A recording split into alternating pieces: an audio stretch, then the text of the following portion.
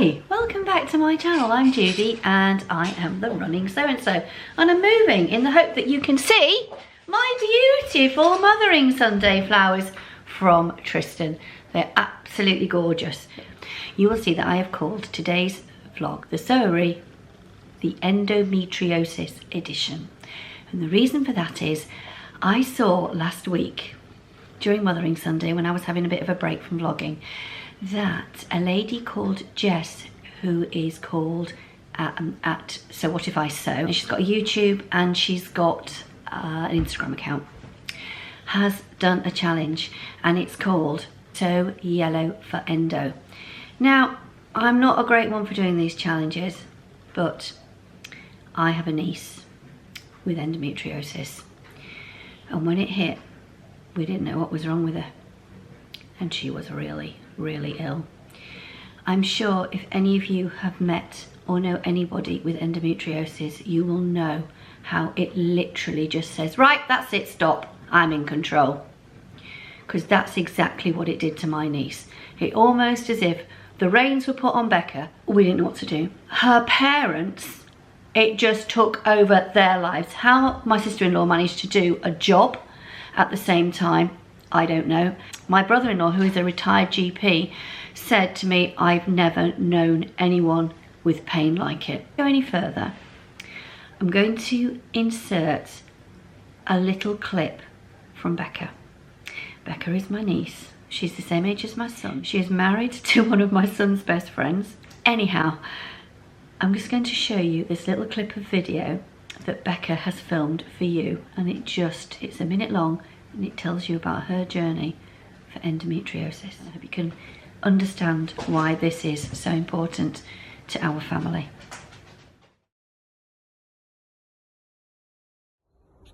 Hello, I'm Becca, I'm Judy's niece. I was diagnosed with endometriosis in 2015 after falling very seriously ill in 2014. I took some time to be diagnosed, during which I had several operations, and I was in a wheelchair for some time, unable to walk. I was very fortunate to get diagnosed quicker than a lot of people who have endometriosis, although I had been having problems with my periods since I was a teenager. And it's been a really long journey, and I've been really lucky to have such an amazing medical team and supportive family and friends. And this week I completed Couch to 5K, which is very exciting. Having been in a wheelchair 6 years ago, to be able to run has just been amazing. And I'm really grateful to the community around me that have made that possible. But I guess raising awareness continues to be super important, so people realise that 1 in 10 women have endometriosis, and it's really worth looking into and getting help for. So there you go, what one brave lady, and here we go. Here is the picture of Becca when she finished that 5K.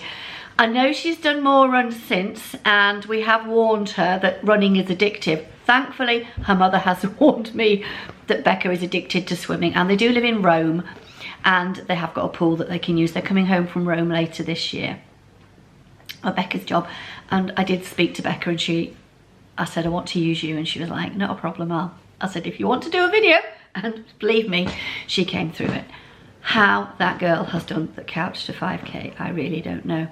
I do know that on the sewing community, there are several people out there with endometriosis, and they are quite open about it. And it's like every illness, whether it's mental illness or whatever, you've got to be open about it. It's one of those things that will come up and bite you.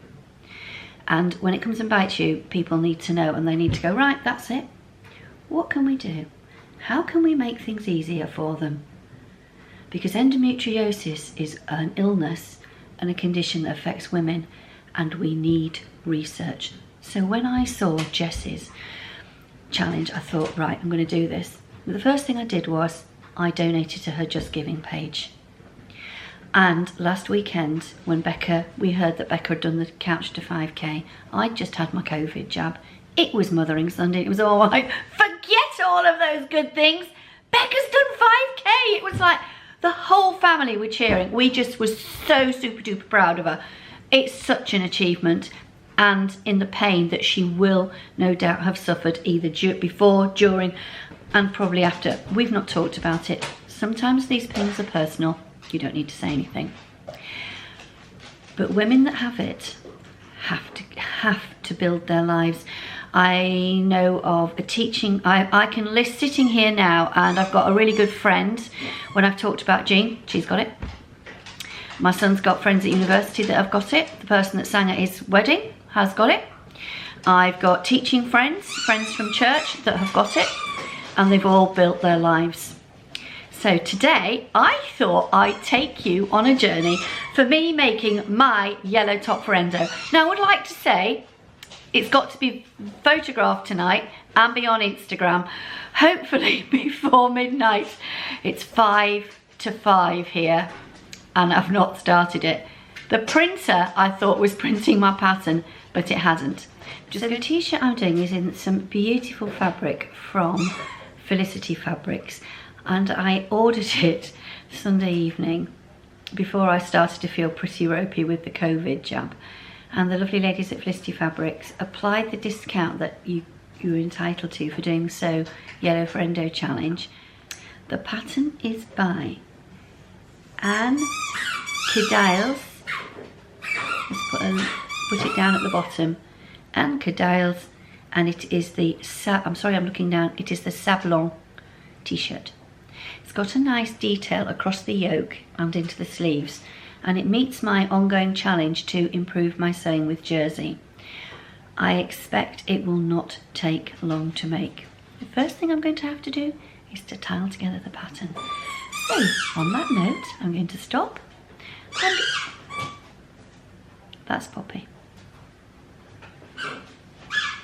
I bought them a new toy at the pet shop yesterday. It makes a squeak, I am so sorry, but it's one happy little dog. I'm going to go, I'll put you on time lapse, and let's get on with getting on with this pattern for Sew Yellow with Endo. Sew Yellow for Endo. And just remember, it's Endometriosis Awareness Month. Wear something yellow.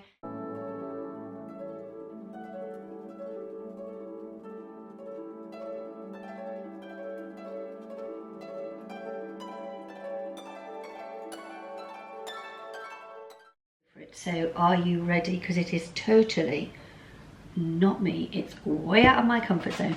To start with, I don't even wear yellow. I'm a blue and a green person, so here you go. Here is the fabric, and I'm going to put you on here in the hope that you can focus a little bit. Let's have a little look. Let's take you in. Now, that's a better way of showing you fabric, isn't it? I can't hold it up in front of the camera and it goes out of focus. So there you go, it's absolutely gorgeous. It feels beautiful. Now the pattern says to have 30 to 50% stretch. So I've got my stretch ruler again, put the link down below. For those of you that follow me on Instagram, I did mention Sew with Dye again this week. The rulers, I do know how much they are now if you want to buy one. They're £4.95. And she will post it anywhere in the world. And Di suggests you put pins in to mark you 10 centimetres.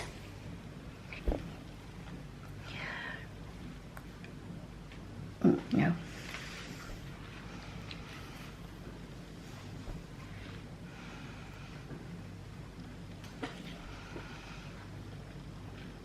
And we've got a 40. And horizontally, oh, this is the fabric is it's an Ocotex, which is sustainable fabrics and things again, which I like. Vertically, it's got a good 30, which is excellent. So there we go. It does have the most beautiful details. Put the patterns here. Here's the line drawing. In fact, if I lay the line drawing down underneath the pattern here, that will be easier for you. Can you see that? Let me just focus it in. There you go. Pull it down. Yes. You can see it's got pleats here. Now these pleats are back and front. There, that's even better. You can see the line mark. Use a pin to point.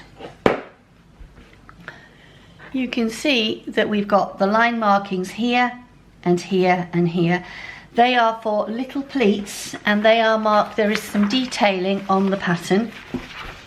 You can see here that I am going to, I'd like to think that I could do it using the system that Maison Fauve taught me. Maison Fauve had this technique, and if I can manage to do that, I will show you. It is on the fold, and Maison Fauve showed you on their online tutorial with the Zenith Dress how to actually mark on your tailor's tacks using the friction pen, and I'd really like to do that. So what I need to do in order to do it is I need to make some little tiny holes in the pattern piece, and for that I'm actually going to use my snips, and I'm doing the blue, so I'm going from this blue line here over to this blue line here. So at the top I will do a snip. I will do a little tiny snip, or I will do a notch mark, but certainly down here I need a hole, and it has two. There we go. Apologies for the arm. I won't be showing you how I've done it on the others because I've got to do it on the sleeve as well. Actually I am going to put a pen mark at the top so I don't have issues. I'm doing this, it should be a bit quicker than taking it through to the living room and sewing on tailor's tacks. Now let me show you the sleeve, because the sleeve is beautiful. Again, it's got, let me show you the line drawing. You can't really see it from the line drawing, but can you see it's got the little markings here and here. This is the dress version. I think the dress version would be lovely in an atelier, if Atelier Brunette did Jersey with one of their lovely new elastic belts that they're doing at the moment. So again, we've got 4 pleats, 1, 2, 3, 4, and the fabric is cut marking it. But if you were ever doing anything like this, I would actually mark a tailor's tack or a friction dot, something to show that there's a mark and where you're folding from and where you're folding to. When you are working with so many different pleats, if you really have got the time, different colours is the best way. So if I was doing this on a commission dress, or if somebody asked me to make this for them, I would tailor's tack it, and I would do maybe using oddments of cotton from my excessive cotton stash. I think my cotton stash is bigger than my fabric stash. There you go, red, blue, green and yellow or black, just to know which of the folds goes with where.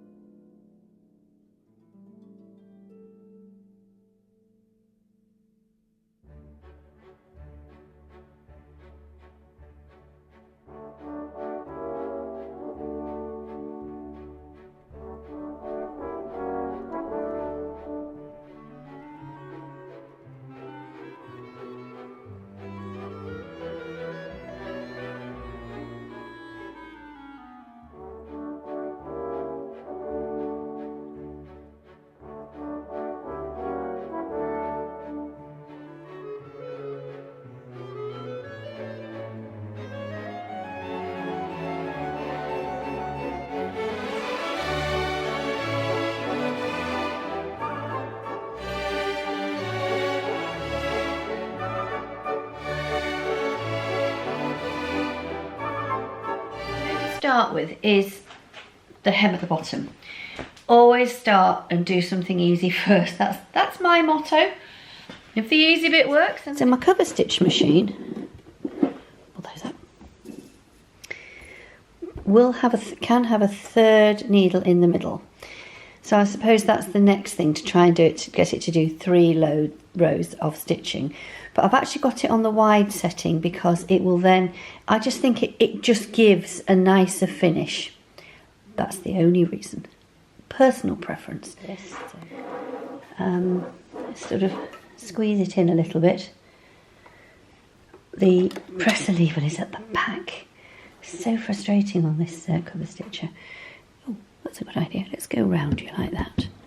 There you go. So as I've mentioned to you all before, I do tend to do this work stood up because it's less back breaking for me.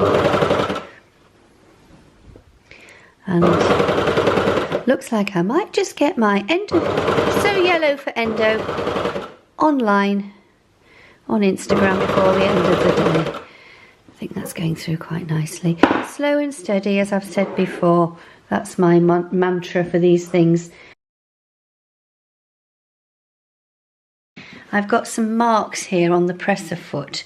You can't see where they are actually, but as long as they line up with the rows of stitching I've already done, as I come back round, I know that the stitching is fine.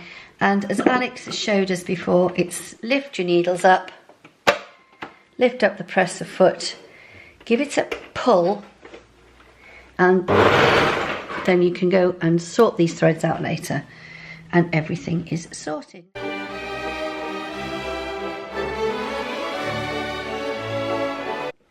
Collar stitching, just to finish it off. So to start, presser foot up, needles up. And here we go. So what I've got is, I'm just going to get this going and then I'm going to bring it round to show you exactly what it is that I'm doing to try and create a neat finish and to ensure that the neckband lies flat.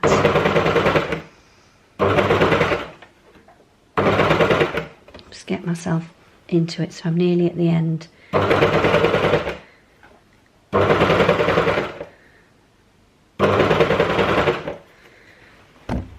Oops, I knocked you then, I'm very sorry.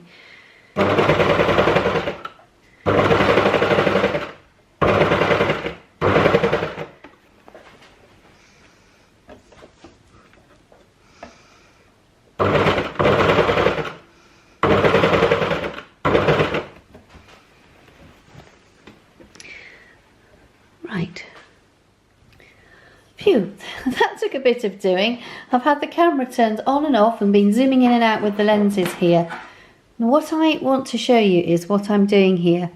Using the markers on the foot of the overlocker, I've got the middle one lined up with where the seam is. This has been ironed flat. So I've got a needle going just on this side and a needle going just on that side, as so.